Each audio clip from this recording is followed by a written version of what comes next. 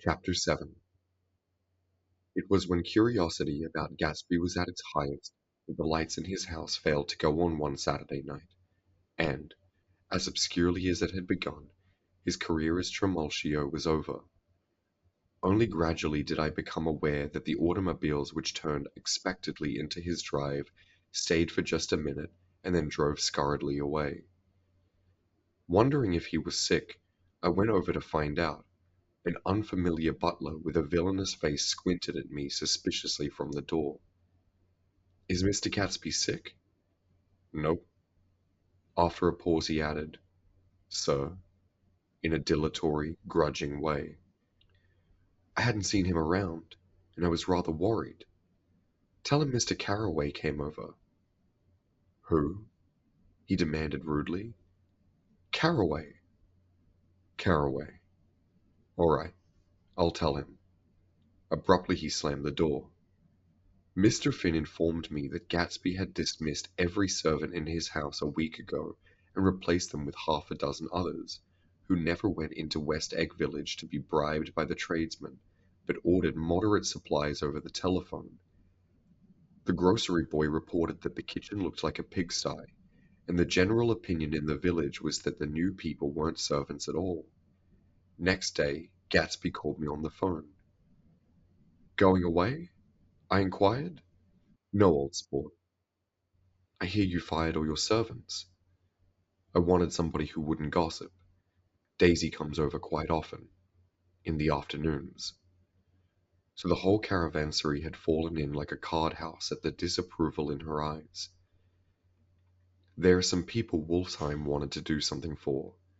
They're all brothers and sisters. They used to run a small hotel." "I see."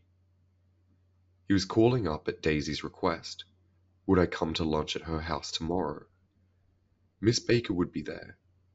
Half an hour later, Daisy herself telephoned and seemed relieved to find that I was coming. Something was up, and yet I couldn't believe that they would choose this occasion for a scene, especially for the rather harrowing scene that Gatsby had outlined in the garden. The next day was broiling, almost the last, certainly the warmest, of the summer.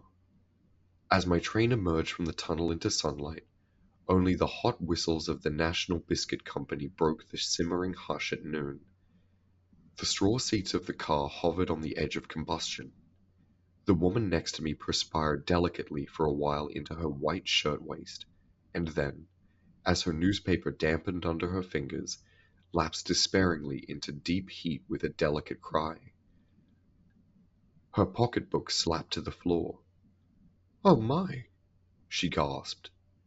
I picked it up with a weary bend and handed it back to her, holding it at arm's length and by the extreme tip of the corners to indicate that I had no desire upon it. But every one nearby, including the woman, suspected me just the same. "Hot," said the conductor to familiar faces.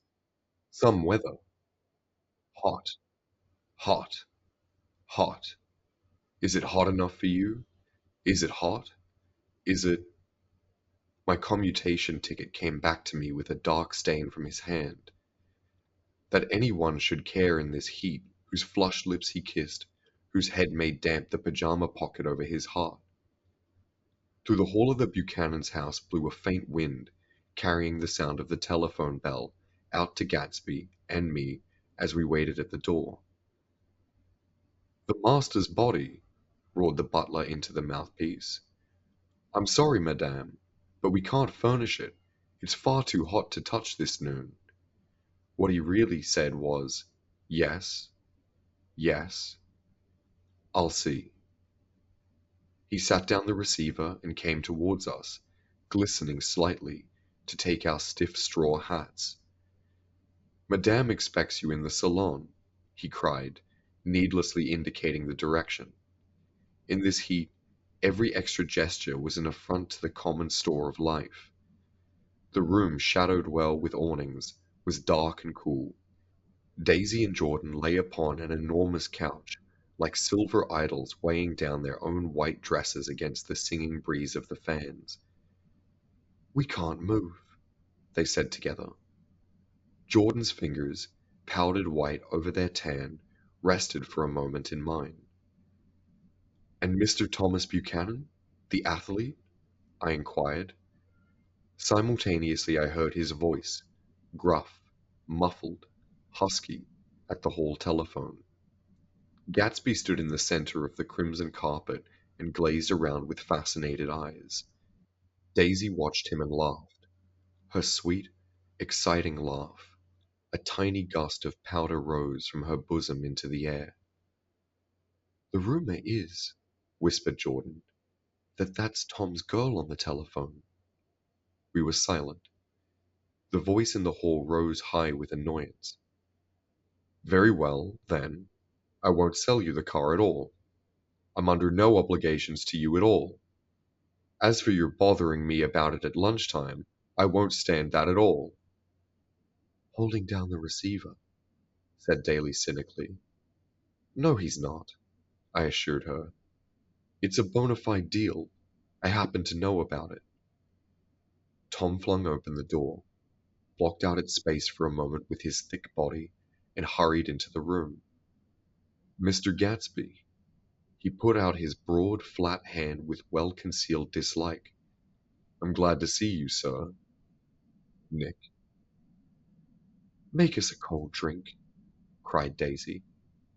As he left the room again, she got up and went over to Gatsby and pulled his face down, kissing him on the mouth. "You know I love you," she murmured. "You forgot there's a lady present," said Jordan. Daisy looked around doubtfully. "You kiss Nick too." "What a low, vulgar girl." "I don't care," cried Daisy, and began to clog on the brick fireplace. Then she remembered the heat and sat down guiltily on the couch just as a freshly laundered nurse leading a little girl came into the room. "Blessed, precious," she crooned, holding out her arms. "Come to your own mother that loves you." The child, relinquished by the nurse, rushed across the room and rooted shyly into her mother's dress. "The blessed precious. Did mother get powder on your old yellowy hair? Stand up now and say, 'Howdy do.'" Gatsby and I in turn leaned down and took the small reluctant hand. Afterwards he kept looking at the child with surprise. I don't think he had ever really believed in its existence before. "I got dressed before luncheon," said the child, turning eagerly to Daisy. "That's because your mother wanted to show you off." Her face bent down into the single wrinkle of the small white neck. "You dream, you absolute little dream." "Yes," admitted the child calmly. "Aunt Jordan's got a white dress too. How do you like your mother's friends?" Daisy turned her around so that she faced Gatsby. "Do you think they're pretty?" "Where's Daddy?" "She doesn't look like her father," explained Daisy. "She looks like me. She's got my hair and shape of the face." Daisy sat back upon the couch. The nurse took a step forward and held out her hand. "Come, Pammy." "Goodbye, sweetheart." With a reluctant backward glance, the well-disciplined child held to the nurse's hand and was pulled out the door, just as Tom came back, preceding 4 gin rickeys that clicked full of ice. Gatsby took up his drink. "They certainly look cool," he said, with visible tension. We drank in long, greedy swallows. "I read somewhere that the sun's getting hotter every year," said Tom genially. "It seems that pretty soon the Earth's going to fall into the sun. Or wait a minute. It's just the opposite. The sun's getting colder every year." "Come outside," he suggested to Gatsby. "I'd like you to have a look at the place." "Come outside," he suggested to Gatsby. "I'd like you to have a look at the place." I went with them out to the veranda. On the green sound, stagnant in the heat, one small snail crawled slowly toward the fresher sea. Gatsby's eyes followed it momentarily. He raised his hand and pointed across the bay. I'm right across from you. So you are. Our eyes lifted over the rose beds, and the hot lawn, and the weedy refuse of the dog days along shore. Slowly the white wings of the boat moved against the blue, cool limit of the sky. Ahead lay the scalloped ocean and the abounding Blessed Isles. There's sport for you, said Tom, nodding. I'd like to be out there with him for about an hour. We had luncheon in the dining room, darkened too against the heat, and drank down nervous gaiety with the cool ale. What'll we do with ourselves this afternoon? Cried Daisy. And the day after that? And the next 30 years? Don't be morbid, Jordan said. Life starts all over again when it gets crisp in the fall. But it's so hot, insisted Daisy, on the verge of tears, and everything's so confused. Let's all go to town. Her voice struggled on through the heat, beating against it, molding its senselessness into forms. I've heard of making a garage out of a stable, Tom was saying to Gatsby. But I'm the first man who ever made a stable out of a garage. Who wants to go to town? Demanded Daisy insistently. Gatsby's eyes floated towards her. Ah, she cried. You look so cool. Their eyes met, and they stared together at each other, alone in space. With an effort she glanced down at the table. You always look so cool, she repeated. She had told him that she loved him, and Tom Buchanan saw. He was astounded. His mouth opened a little, and he looked at Gatsby, and then back at Daisy, as if he had just recognized her as someone he knew a long time ago. You resemble the advertisement of the man, she went on innocently. You know the advertisement of the man? All right, broke in Tom quickly. I'm perfectly willing to go to town. Come on, we're all going to town. He got up, his eyes still flashing between Gatsby and his wife. No one moved. Come on. His temper cracked a little. What's the matter anyhow? If we're going to town, let's start. His hand, trembling with his effort at self-control, bore at his lips the last of his glass of ale. Daisy's voice got us to our feet and out onto the blazing gravel drive. Are we just going to go? She objected. Like this? Aren't we going to let anyone smoke a cigarette first? Everybody smoked all through lunch. Oh, let's have fun, she begged him. It's too hot to fuss. He didn't answer. Have it your own way, she said. Come on, Jordan. They went upstairs to get ready while we three men stood there shuffling the hot pebbles with our feet. A silver curve of the moon hovered already in the western sky. Gatsby started to speak, changed his mind, but not before Tom wheeled and faced him expectantly. Have you got your stables here? Asked Gatsby with an effort. About a quarter of a mile down the road. Oh. A pause.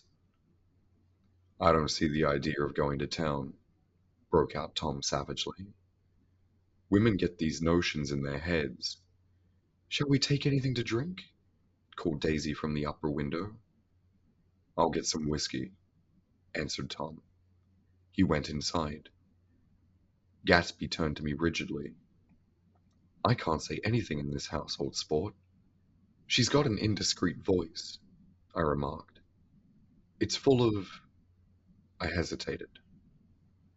Her voice is full of money, he said suddenly. That was it. I'd never understood before. It was full of money. That was the inexhaustible charm that rose and fell in it, the jingle of it, the cymbal song of it. High in a white palace, the king's daughter, the golden girl. Tom came out of the house, wrapping a quart bottle in a towel, followed by Daisy and Jordan wearing small tight hats of metallic cloth and carrying light capes over their arms. Shall we all go in my car? Suggested Gatsby. He felt the hot, green leather of the seat. I ought to have left it in the shade. Is it standard shift? Demanded Tom. Yes. Well, you take my coupe, and let me drive your car to town. The suggestion was distasteful to Gatsby. I don't think there's much gas, he objected. Plenty of gas, said Tom boisterously. He looked at the gauge, and if it runs out, I can stop at the drugstore. You can buy anything at the drugstore nowadays. A pause followed this apparently pointless remark. Daisy looked at Tom frowning, and an indefinable expression, at once definitely unfamiliar and vaguely recognizable, as if I had only heard it described in words, passed over Gatsby's face. Come on, Daisy, said Tom, pressing her and his hand towards Gatsby's car. I'll take you in this circus wagon. He opened the door, but she moved out from the circle of his arm. You take Nick and Jordan. We'll follow you in the coupe. She walked close to Gatsby, touching his coat with her hand. Jordan and Tom and I got into the front seat of Gatsby's car. Tom pushed the unfamiliar gears tentatively, and we shot off into the oppressive heat, leaving them out of sight behind. Did you see that? Demanded Tom. See what? He looked at me keenly, realizing that Jordan and I must have known all along. You think I'm pretty dumb, don't you? He suggested. Perhaps I am, but I have almost a second sight, sometimes, that tells me what to do. Maybe you don't believe that, but science... He paused. The immediate contingency overtook him, pulled him back from the edge of the theoretical abyss. I've made a small investigation of this fellow, he continued. I could have gone deeper if I'd known. Do you mean you've been to a medium? Inquired Jordan humorously. What? Confused, he stared at us as we laughed. A medium? About Gatsby? About Gatsby? No, I haven't. I said I've been making a small investigation of his past. And you found he was an Oxford man, said Jordan helpfully. An Oxford man? He was incredulous. Like hell he is. He wears a pink suit. Nevertheless, he's an Oxford man. Oxford, New Mexico, snorted Tom contemptuously. Or something like that. Listen, Tom, if you're such a snob, why did you invite him to lunch? Demanded Jordan crossly. Daisy invited him. She knew him before we were married. God knows where. We were all irritable now with the fading ale, and aware of it, we drove for a while in silence. Then as Dr. T.J. Eckelberg's faded eyes came into sight, down the road, I remembered Gatsby's caution about gasoline. We've got enough to get us to town, said Tom. But there's a garage right there, objected Jordan. I don't want to get stalled in this baking heat. Tom threw on both brakes immediately, and we slid to an abrupt dusty stop under Wilson's sign. After a moment, the proprietor emerged from the interior of his establishment and gazed hollow-eyed at the car. Let's have some gas, cried Tom roughly. What do you think we stopped for? To admire the view? I'm sick, said Wilson without moving. Been sick all day. What's the matter? I'm all run down. Well, shall I help myself? Tom demanded. You sounded well enough on the phone. With an effort, Wilson left the shade in support of the doorway and, breathing hard, unscrewed the cap of the tank. In the sunlight his face was green. I didn't mean to interrupt your lunch, he said, but I need money pretty bad, and I was wondering what you were going to do with your old car. How do you like this one? Inquired Tom. I bought it last week. It's a nice yellow one, said Wilson, as he strained at the handle. Like to buy it? Big chance, Wilson said faintly. No, but I could make some money on the other. What do you want money for, all of a sudden? I've been here too long. I want to get away. My wife and I want to go west." "Your wife does?" exclaimed Tom, startled. "She's been talking about it for 10 years." He rested for a moment against the pump, shading his eyes. "And now she's going whether she wants to or not. I'm going to get her away." The coupe flashed by us with a flurry of dust and the flash of a waving hand. "What do I owe you?" demanded Tom harshly. "I just got wised up to something funny the last 2 days," remarked Wilson. "That's why I want to get away. That's why I've been bothering you about the car." "What do I owe you?" "$1.20." The restless beating heat was beginning to confuse me, and I had a bad moment there before I realized that so far his suspicions hadn't alighted on Tom.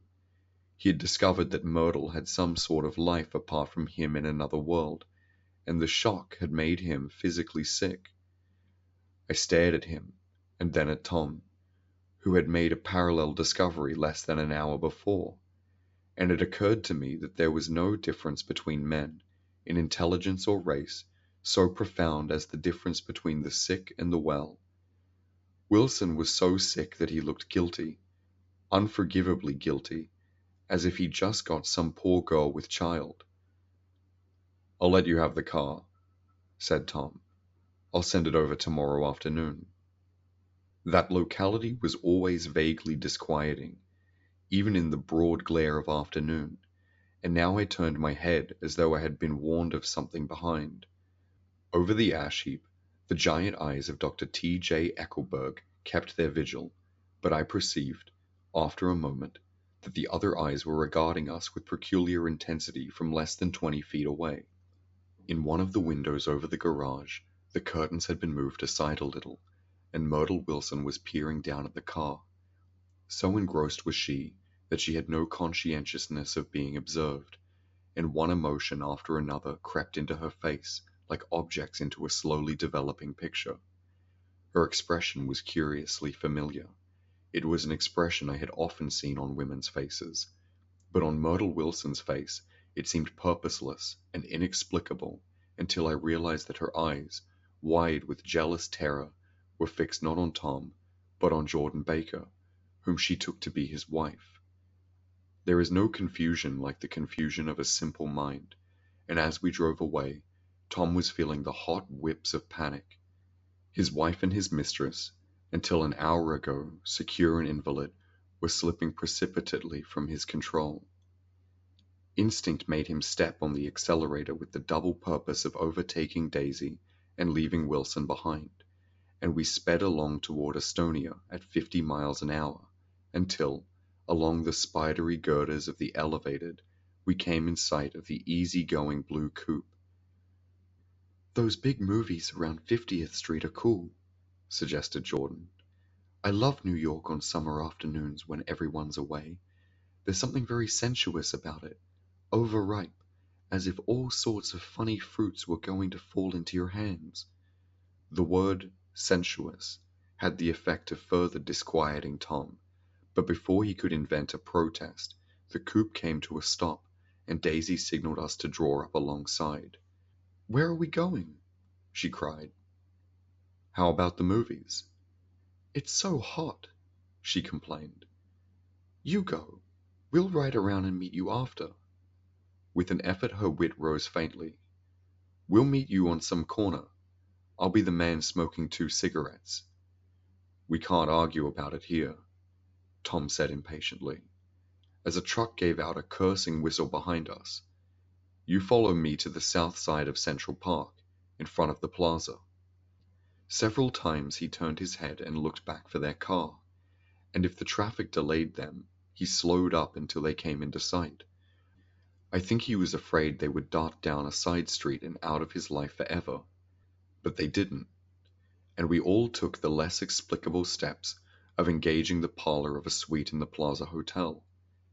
The prolonged and tumultuous argument that ended by herding us into that room eludes me, though I have a sharp physical memory that, in the course of it, my underwear kept climbing like a damp snake around my legs, and intermittent beads of sweat raced cool across my back. The notion originated with Daisy's suggestion that we hire 5 bathrooms and take cold baths, and then assumed more tangible form as a place to have a mint julep. Each of us said over and over that it was a crazy idea. We all talked at once to a baffled clerk and thought, or pretended to think, that we were being funny. The room was large and stifling, and, though it was already 4 o'clock, opening the windows admitted only a gust of hot shrubbery from the park. Daisy went to the mirror and stood with her back to us, fixing her hair. "It's a swell suite," whispered Jordan respectfully, and everyone laughed. "Open another window," commanded Daisy without turning around. "There aren't any more." "Well, we'd better telephone for an axe." "The thing to do is forget about the heat," said Tom impatiently. "You make it 10 times worse by crabbing about it." He unrolled the bottle of whiskey from the towel and put it on the table. "Why not let her alone, old sport?" remarked Gatsby. "You're the one that wanted to come to town." There was a moment of silence. The telephone book slipped from its nail and splashed on the floor, whereupon Jordan whispered, "Excuse me," but this time no one laughed. "I'll pick it up," I offered. "I've got it." Gatsby examined the parted string, muttered, "Hum," in an interested way, and tossed the book on a chair. "That's a great expression of yours, isn't it?" said Tom sharply. "What is?" "All this old sport business. Where'd you pick that up?" "Now see here, Tom," said Daisy, turning around from the mirror. "If you're going to make personal remarks, I won't stay here a minute. Call up and order some ice for the mint julep." As Tom took up the receiver, the compressed heat exploded into sound, and we were listening to the pretentious chords of Mendelssohn's Wedding March from the ballroom below. "Imagine marrying anybody in this heat," cried Jordan dismally. "Still, I was married in the middle of June," Daisy remembered. "Louisville, in June. Somebody fainted. Who was it fainted, Tom?" "Biloxi," he answered shortly. "A man named Biloxi. Blocks Biloxi, and he made boxes. That's a fact. And he was from Biloxi, Tennessee." "They carried him into my house," appended Jordan, "because he lived just 2 doors from the church, and he stayed 3 weeks until Daddy told him he had to get out. The day after he left, Daddy died." After a moment, she added, as if she might have sounded irreverent, "There wasn't any connection." "I used to know a Bill Biloxi from Memphis," I remarked. "That was his cousin. I knew his whole family history before he left. He gave me an aluminium putter that I use today." The music had died down as the ceremony began, and now a long cheer floated in at the window, followed by intermittent cries of "Yeah!" and finally by a burst of jazz as the dancing began. "We're getting old," said Daisy. "If we were young, we'd rise and dance." "Remember Biloxi?" Jordan warned her. "Where'd you know him, Tom?" "Biloxi?" He concentrated with an effort. "I didn't know him. He was a friend of Daisy's." "He was not," she denied. "I'd never seen him before. He came down in the private car." "Well, he said he knew you. He said he was raised in Louisville. Asa Bird brought him around at the last minute and asked if we had room for him." Jordan smiled. "He was probably bumming his way home. He told me he was president of your class at Yale." Tom and I looked at each other blankly. "Biloxi?" "First place. We didn't have any president."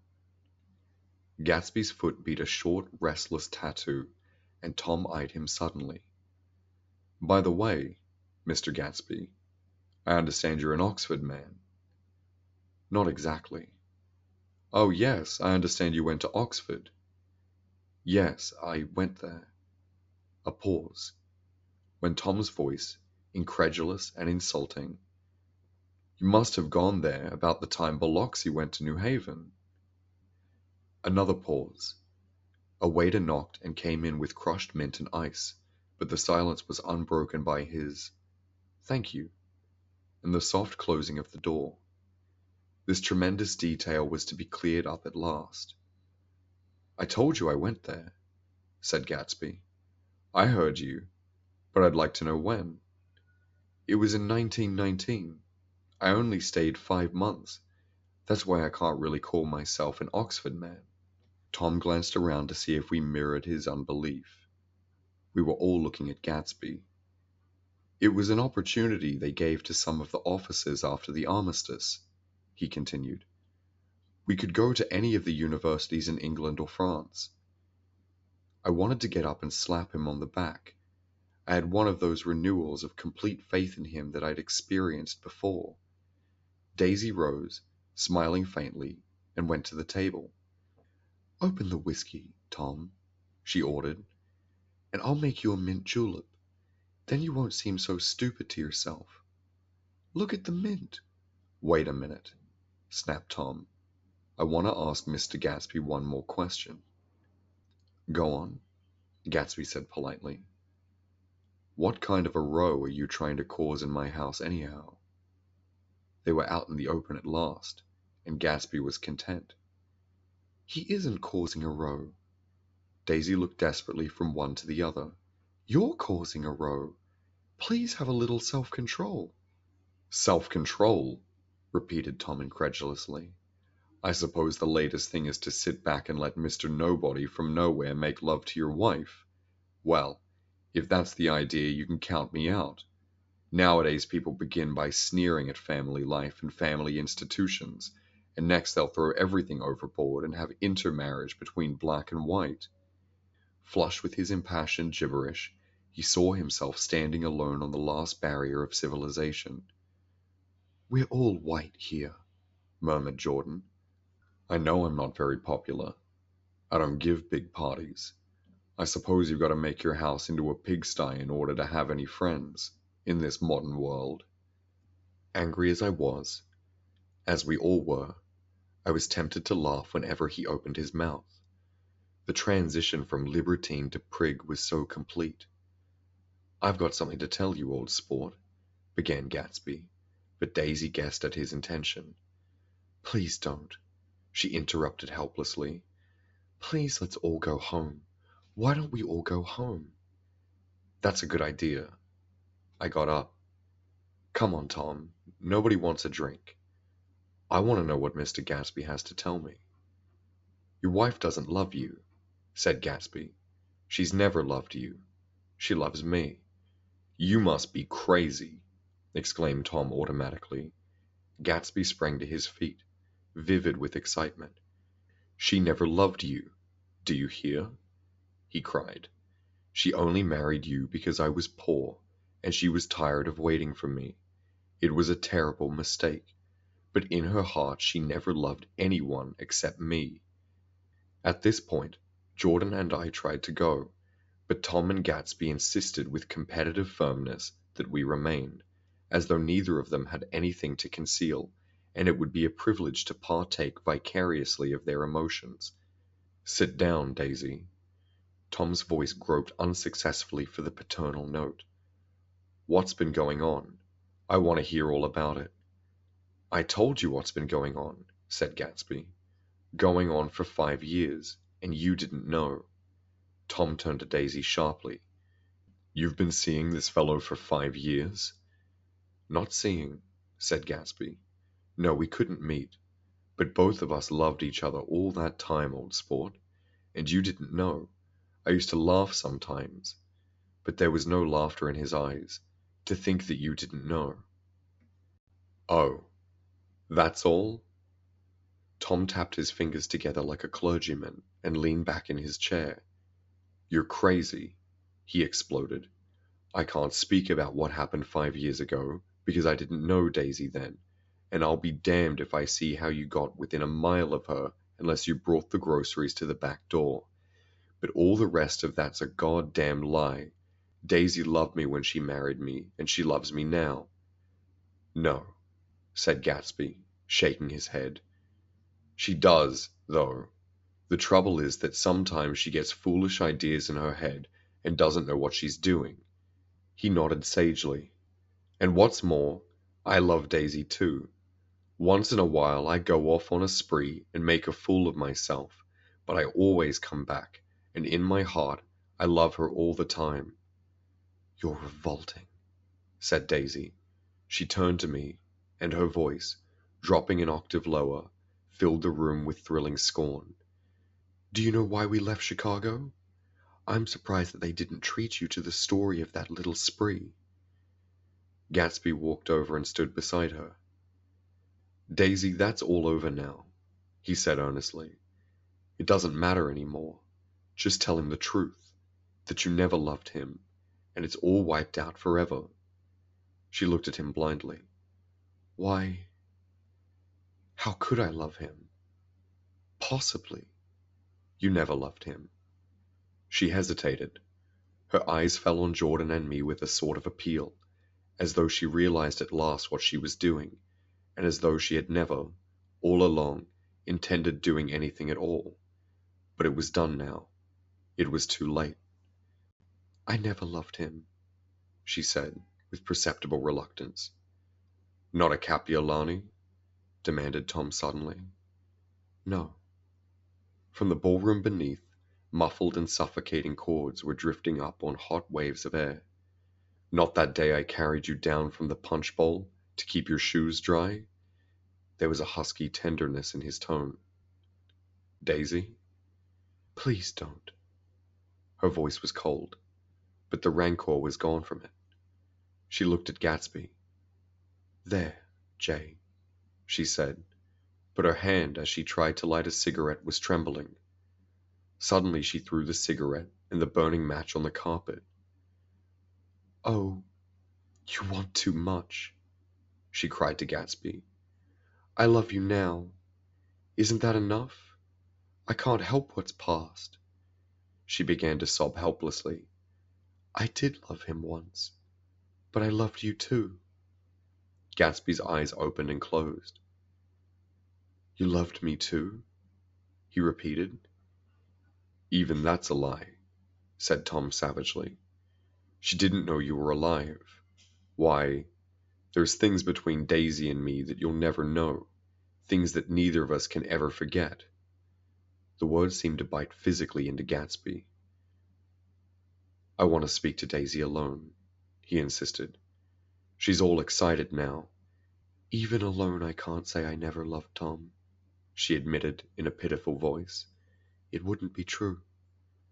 Of course it wouldn't, agreed Tom. She turned to her husband.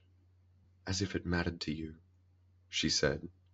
Of course it matters. I'm going to take better care of you from now on. You don't understand, said Gatsby, with a touch of panic. You're not going to take care of her anymore. I'm not?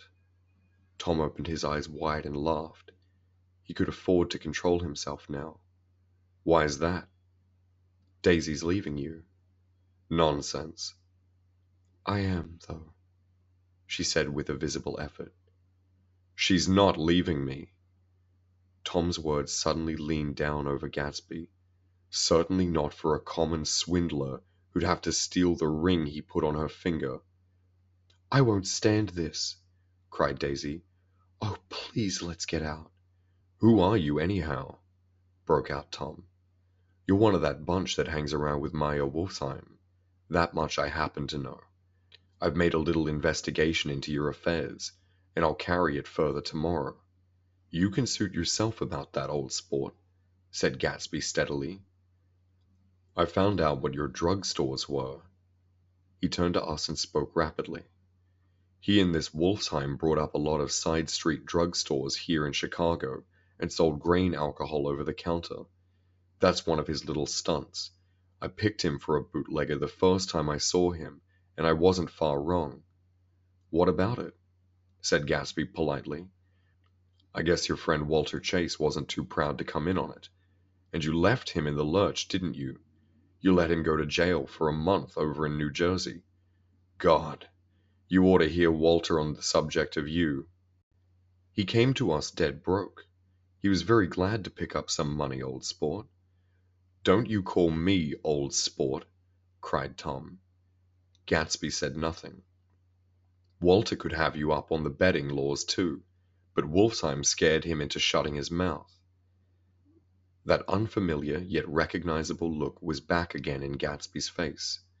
"That drugstore business was just small change," continued Tom slowly. "But you've got something on now that Walter's afraid to tell me about."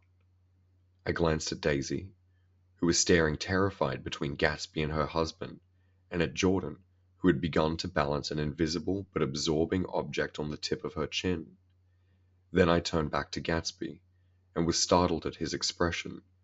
He looked, and this is said in contempt for all the babbled slander of his garden, as if he had killed a man. For a moment the set of his face could be described in just that fantastic way. It passed, and he began to talk excitedly to Daisy, denying everything, defending his name against accusations that had not been made. But with every word she was drawing further and further into herself, so he gave that up, and only the dead dream fought on as the afternoon slipped away, trying to touch what was no longer tangible, struggling unhappily, undespairingly, toward the lost voice across the room. The voice begged again to go. "Please, Tom, I can't stand this any more."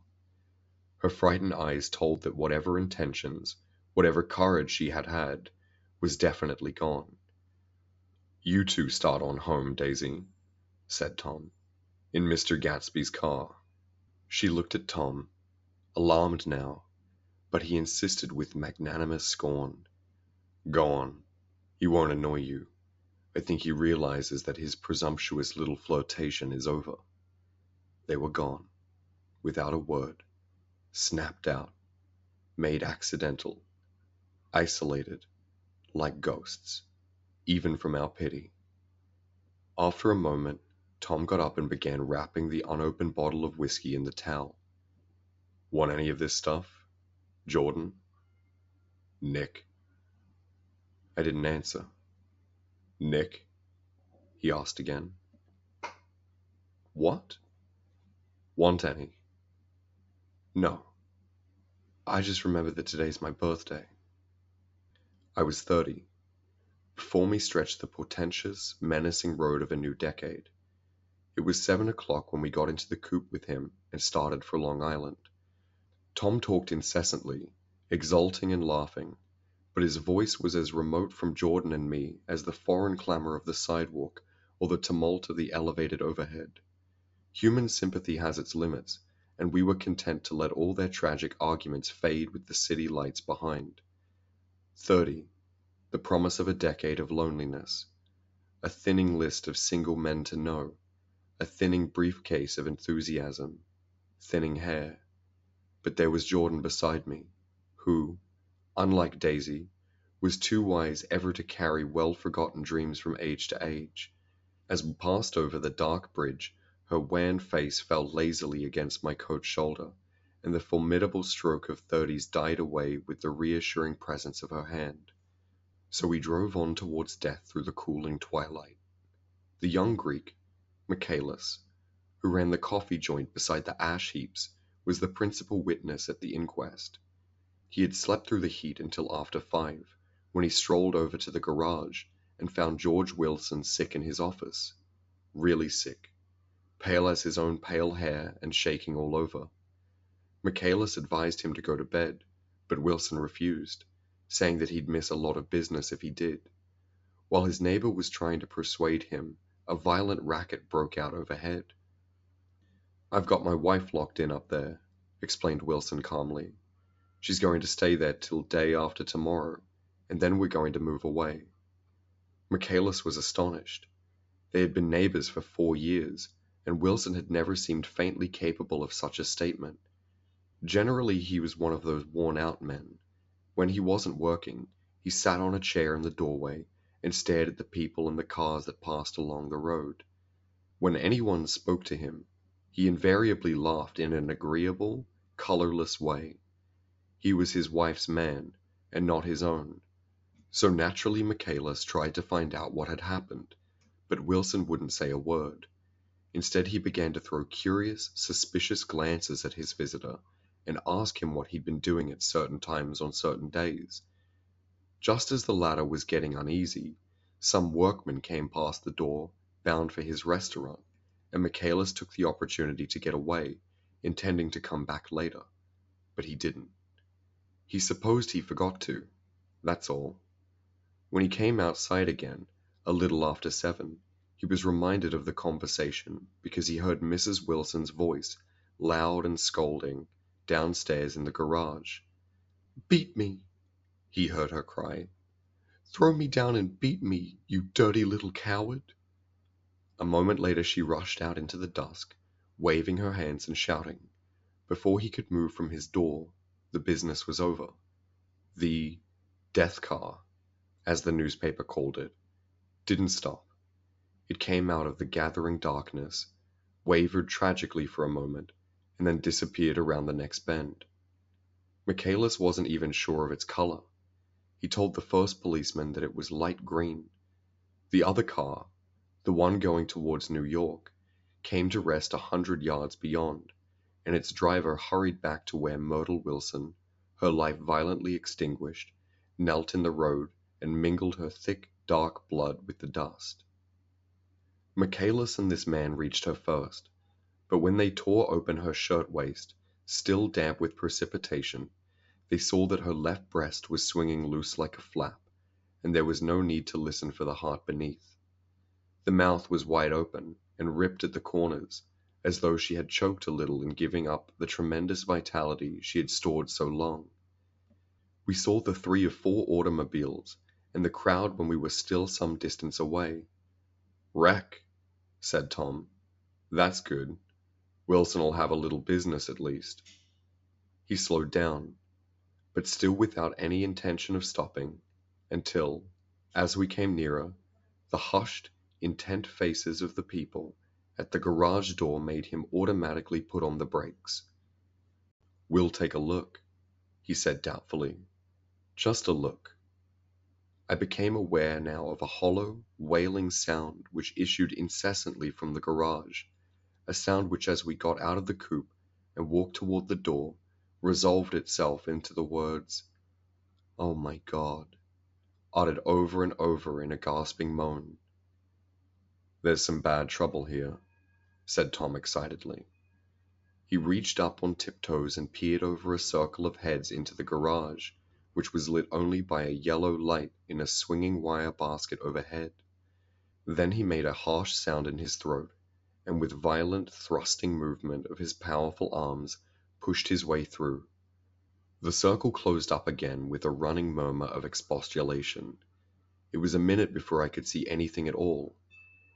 Then new arrivals deranged the line, and Jordan and I were pushed suddenly inside. Myrtle Wilson's body, wrapped in a blanket, and then in another blanket, as though she suffered from a chill in the hot night, lay on a work table by the wall, and Tom, with his back to us, was bending over it, motionless.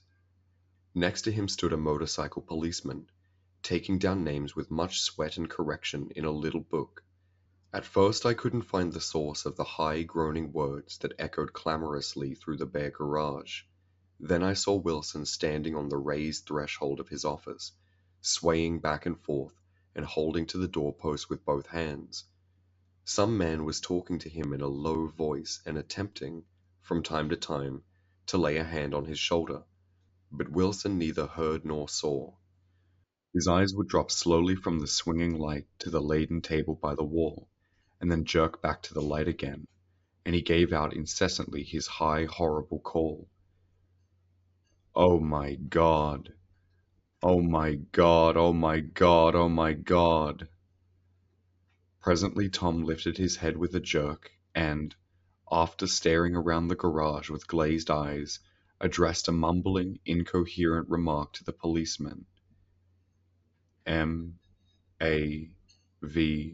the policeman was saying. "Oh, no. R," corrected the man. "M-A-V-R-O."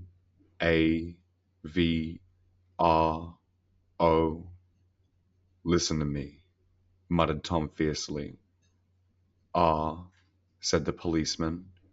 O, G, G. He looked up as Tom's broad hand fell sharply on his shoulder. What you want, fella? What happened? That's what I want to know. Auto hit her. Instantly killed her. Instantly killed, repeated Tom, staring. She ran out in a road. Son of a bitch didn't even stop his car. There were two cars. There were two cars, said Michaelis. One coming, one going. See? Going where? Asked the policeman keenly. One going each way. Well, she... His hand rose toward the blanket, but stopped halfway and fell to his side. She ran out there and the one coming from New York knocked right into her, going 30 or 40 miles an hour. What's the name of this place here? Demanded the officer. Hasn't got a name. A pale, well-dressed Negro stepped near. It was a yellow car, he said. Big yellow car. New. See the accident? Asked the policeman. No, but the car passed me down the road, going faster than 40, going 50, 60. Come here and let's have your name.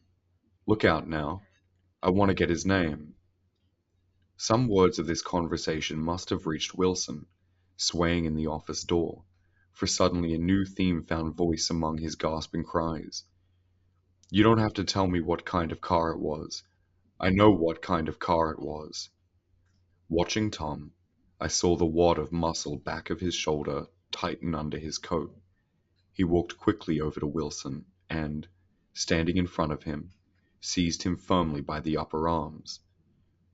You've got to pull yourself together, he said with soothing gruffness. Wilson's eyes fell upon Tom. He started up on his tiptoes and then would have collapsed to his knees had not Tom held him upright. Listen, said Tom, shaking him a little. I just got here a minute ago, from New York. I was bringing you the coupe we've been talking about. The yellow car I was driving this afternoon wasn't mine. Do you hear? I haven't seen it all afternoon. Only the Negro and I were near enough to hear what he said, but the policeman caught something in the tone and looked over with truculent eyes. What's all that? He demanded. I'm a friend of his. Tom turned his head, but kept his hands firm on Wilson's body. He says he knows the car that did it. It was a yellow car. Some dim impulse moved the policeman to look suspiciously at Tom. And what color's your car? It's a blue car. A coupe. We've come straight from New York, I said. Someone who had been driving a little behind us confirmed this, and the policeman turned away. Now, if you'll let me have that name again correct. Picking up Wilson like a doll, Tom carried him into the office, set him down in a chair, and came back. If somebody'll come here and sit with him, he snapped authoritatively. He watched while the two men standing close glanced at each other and went unwillingly into the room. Then Tom shut the door on them and came down the single step, his eyes avoiding the table. As he passed close to me, he whispered, "Let's get out." Self-consciously, with his authoritative arms breaking the way, we pushed through the still gathering crowd, passing a hurried doctor, case in hand, who had been sent for in Wild Hope half an hour ago. Tom drove slowly until we were beyond the bend, then his foot came down hard, and the coupe raced along through the night. In a little while, I heard a low, husky sob, and saw that the tears were overflowing down his face. "The goddamn coward," he whispered. "He didn't even stop his car." The Buchanan's house floated suddenly towards us through the dark, rustling trees. Tom stopped beside the porch and looked down at the second floor, where two windows bloomed with light among the vines. "Daisy's home," he said. As we got out of the car, he glanced at me and frowned slightly. "I ought to have dropped you in West Egg, Nick. There's nothing we can do tonight." A change had come over him, and he spoke gravely, and with decision. As we walked across the moonlight gravel to the porch, he disposed of the situation in a few brisk phrases. "I'll telephone for a taxi to take you home, and while you're waiting, you and Jordan better go in the kitchen and have them get you some supper, if you want any." He opened the door. "Come in." "No thanks, but I'd be glad if you'd order me that taxi. I'll wait outside." Jordan put her hand on my arm. "Won't you come in, Nick?" "No thanks." I was feeling a little sick, and I wanted to be alone, but Jordan lingered for a moment more. "It's only 9:30, she said. I'd be damned if I'd go in. I'd had enough of all of them for one day, and suddenly that included Jordan too. She must have seen something of this in my expression, for she turned abruptly away and ran up the porch steps into the house. I sat down for a few minutes with my head in my hands until I heard the phone taken up inside and the butler's voice calling a taxi. Then I walked slowly down the drive away from the house, intending to wait by the gate. I hadn't gone 20 yards when I heard my name, and Gatsby stepped from between two bushes into the path. I must have felt pretty weird by that time, because I could think of nothing except the luminosity of his pink suit under the moon. "What are you doing?" I inquired. "Just standing here, old sport." Somehow, that seemed a despicable occupation. For all I knew, he was going to rob the house in a moment. I wouldn't have been surprised to see sinister faces, the faces of Wolfsheim's people, behind him in the dark shrubbery. "Did you see any trouble on the road?" he asked after a minute. "Yes." He hesitated. "Was she killed?" "Yes." "I thought so. I told Daisy I thought so. It's better that the shock should come all at once. She stood it pretty well." He spoke as if Daisy's reaction was the only thing that mattered. "I got to West Egg by a side road," he went on, "and left the car in my garage. I don't think anybody saw us, but of course I can't be sure." I disliked him so much by this time that I didn't find it necessary to tell him he was wrong. "Who was the woman?" he inquired. "Her name was Wilson. Her husband owns the garage." Her name was Wilson. Her husband owns the garage. How the devil did it happen? "Well, I tried to swing the wheel." He broke off, and suddenly I guessed at the truth. "Was Daisy driving?" "Yes," he said after a moment. "But of course I'll say I was. You see, when we left New York, she was very nervous, and she thought it would steady her to drive, and this woman rushed out at us just as we were passing a car coming the other way. It all happened in a minute, but it seemed to me that she wanted to speak to us, thought we were somebody she knew. Well, first Daisy turned away from the woman toward the other car, and then she lost her nerve and turned back. The second my hand reached the wheel, I felt the shock. It must have killed her instantly." "It ripped her open. Don't tell me, old sport." He winced. "Anyhow, Daisy stepped on it. I tried to make her stop, but she couldn't, so I pulled on the emergency brake. Then she fell over into my lap and I drove on." "She'll be all right tomorrow," he said presently. "I'm just going to wait here and see if he tries to bother her about that unpleasantness this afternoon. She's locked herself into her room, and if he tries any brutality, she's going to turn the light out and on again." "He won't touch her," I said. "He's not thinking about her." "I don't trust him, old sport." "How long are you going to wait?" "All night, if necessary. Anyhow, till they all go to bed." A new point of view occurred to me.